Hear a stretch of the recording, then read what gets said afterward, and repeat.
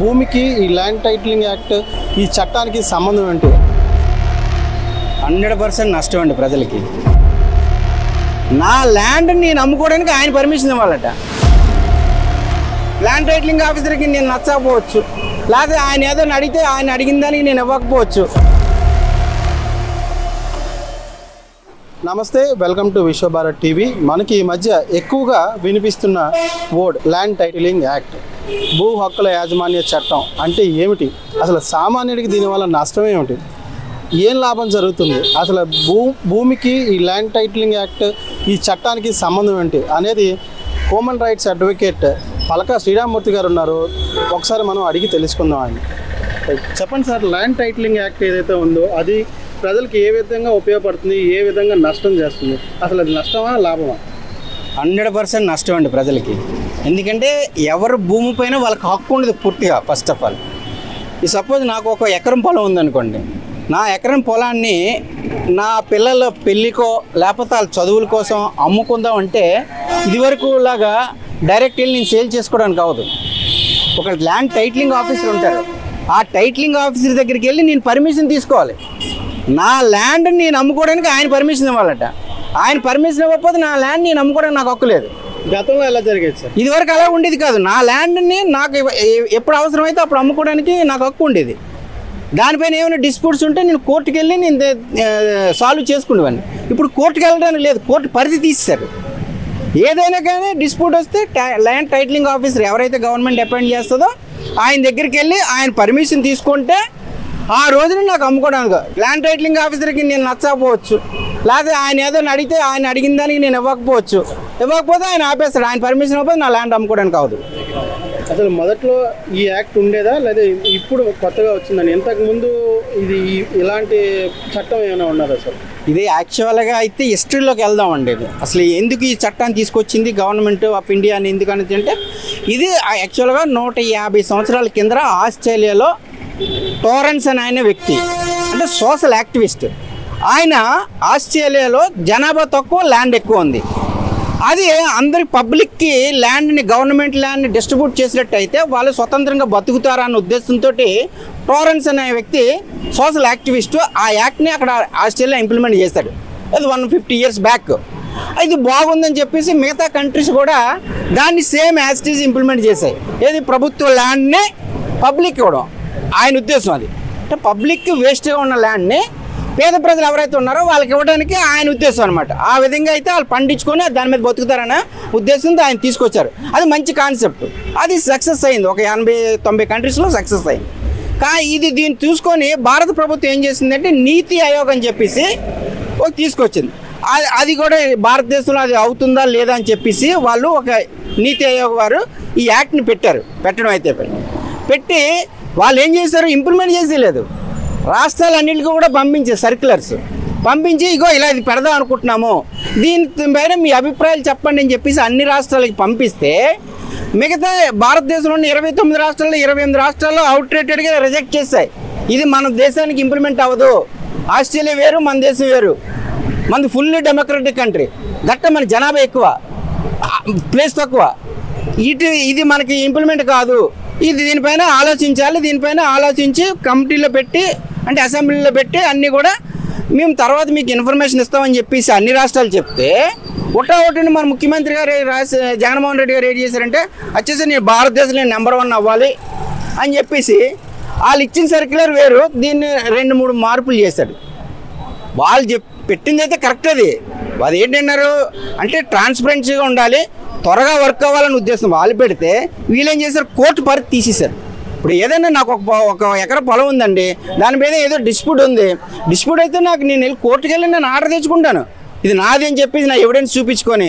ఇప్పుడు అది ఆ పరిధి లేదు, ఇక్కడ కోర్టుకు వెళ్ళడానికి లేదు. ఏదైనా టైటిలింగ్ ఆఫీసర్ ఎవరైతే గవర్నమెంట్ అపాయింట్ చేస్తారో అక్కడ పెట్టారు.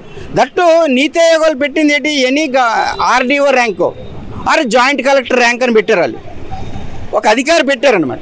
ఈయన ఏం చేశాడు, ఆ వర్డ్ తీసేసి ఎనీ పర్సన్ అన్నాడు. ఎనీ పర్సన్ అంటే అర్థం ఏంటి, ఈయనకి ఎవరిష్టం అయితే ఆయన వేసుకోవచ్చు. వాళ్ళు ఆ ఇష్టం వ్యక్తి ఎవరు పని చేస్తాడు, ఆ లోకల్ ఎమ్మెల్యేకో లోకల్ ఎంపీకో పని చేస్తాడు, లోకల్ మినిస్టర్కో పని చేస్తాడు.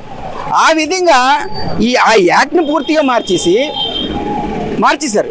ఈ దట్టు ఈ నీతి ఆయోగం ఎప్పుడు పెట్టారు? ఇది 2019 నవంబర్ 29 పెట్టారు. ఈయన ఎప్పుడు తీసుకొచ్చాడు?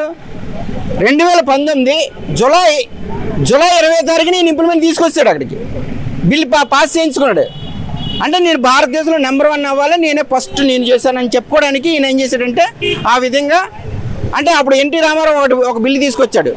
ఏంటంటే ఆడవాళ్ళకి కూడా ఆస్తులు, తల్లిదండ్రుల ఆస్తులు హక్కు అని చెప్పేసి ఒక చట్టం తీసుకొచ్చారు. అది సక్సెస్ అయింది.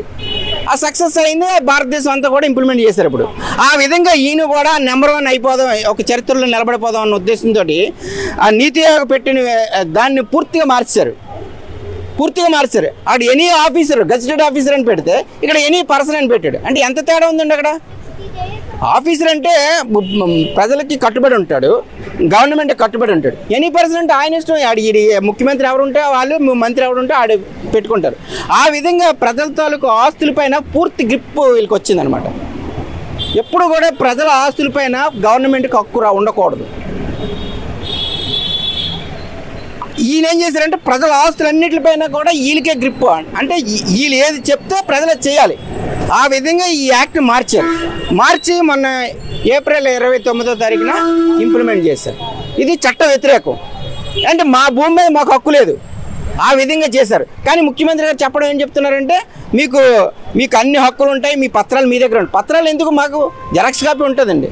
జెరాక్స్ కాపీ అంటే కంప్యూటరైజ్ ప్రింట్ కాపీ ఉంటుంది, ఒరిజినల్ కాపీ మీ దగ్గరే ఉండదు. అయినా నేను నా పొలాన్ని అమ్ముకోవడానికి టైటిలింగ్ ఆఫీసర్ దగ్గరికి పర్మిషన్ తీసుకోవడం పెట్టండి. ఇప్పుడు సపోజ్ అదే నా ల్యాండ్ని నా పక్కనున్నాడు నా మీద పడక ఆ ల్యాండ్ నాదని చెప్పేసి స్మాల్ కంప్లైంట్ పెడతాడు, రాంగ్ కంప్లైంట్ పెడతాడు. అది ఏమవుతుంది? టైటిల్ డిస్ప్యూటెడ్ రిజిస్టర్ అని ఒకటి ఉంటుంది. ఆ డిస్ప్యూటెడ్ రిజిస్టర్లోకి వెళ్ళిపోతే మనకు అమ్ముకోవడానికి అవ్వదు, ఆ టైటిలింగ్ ఆఫీసర్ సెటిల్ చేసేవారు కావదు, కోర్టుకి వెళ్దామంటే కోర్టు లేదు. అప్పుడు ఏమవుతుంది? ఇంకా నేను టైటిలింగ్ ఆఫీసర్ చుట్టూ తిరగాలని, మా బాబు నీకు ఎంత ఇస్తాను, ఏదో ఒకటి చేసి పెట్టరాని. ఆడికి కనికరిస్తే ఇస్తాడు, లేదంటే మన పొలం పైన, నా పొలం పైన ఆ హక్కు నేను వదులుకోవాలి. అది వ్యతిరేకం అంటున్నాం. అది కరెక్ట్ కాదు. ఈ నిజంగా అంత కరెక్ట్ అనుకోండి, మిగతా రాష్ట్రాలు వెర్రోలు కాదు కదా. మనకంటే వెల్ డెవలప్డ్ స్టేట్స్ ఉన్నాయి కదా, వాళ్ళు ఎందుకు పెట్టలేదు? అది మీరు ఎందుకు ఆలోచించట్లేదు? ఇప్పుడు నిజంగా ఇది అంత ప్రజలకు ఉపయోగపడే యాక్ట్ అనుకోండి, ఇన్ని రాష్ట్రాలు ముందుకు వస్తాయి కదా. నేను ముందుకు వస్తాను, అందరూ పోటీతత్వమే కదా. ఇప్పుడు మరి వాళ్ళందరూ వద్దన్నారంటే మీకేమర్థమైంది? ఇది మంచిది కాదనే కదా. ఆ విధంగా ఇప్పుడు తీసుకొచ్చిన ల్యాండ్ టైటిలింగ్ యాక్ట్ ఏదైతే ఉందో అది తప్పు అని చెప్పేసి న్యాయవాదులందరూ కూడా 60,000 మంది న్యాయవాదులు 80 రోజులు నిరాదీక్ష చేస్తాం మేము.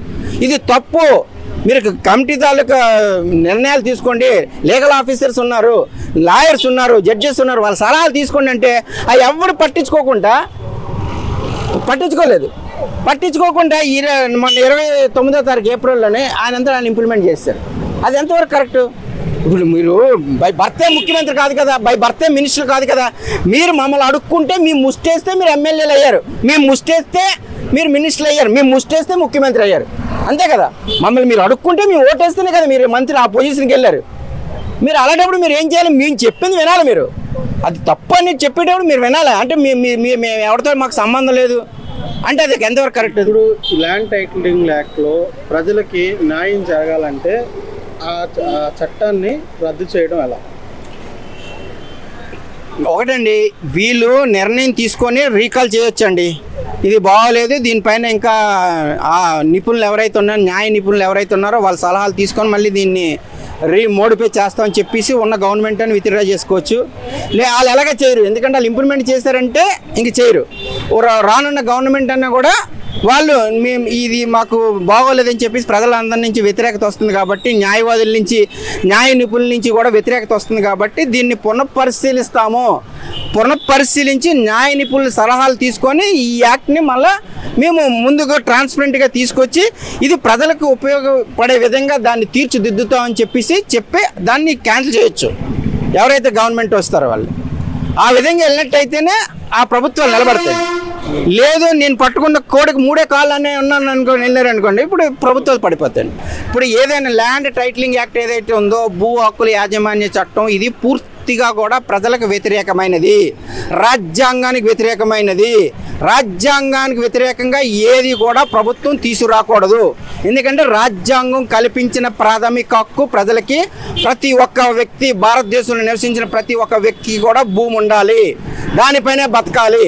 కావున ఇటువంటి యాక్టులు తీసుకొచ్చేటప్పుడు న్యాయ నిపుణుల సలహాలు తీసుకొని, ఏ ప్రభుత్వం అయినా కానీ తీసుకొని ఇది ప్రజలకు ఉపయోగపడుతుంది అనుకుంటేనే దాన్ని ఇంప్లిమెంట్ చేయాలి.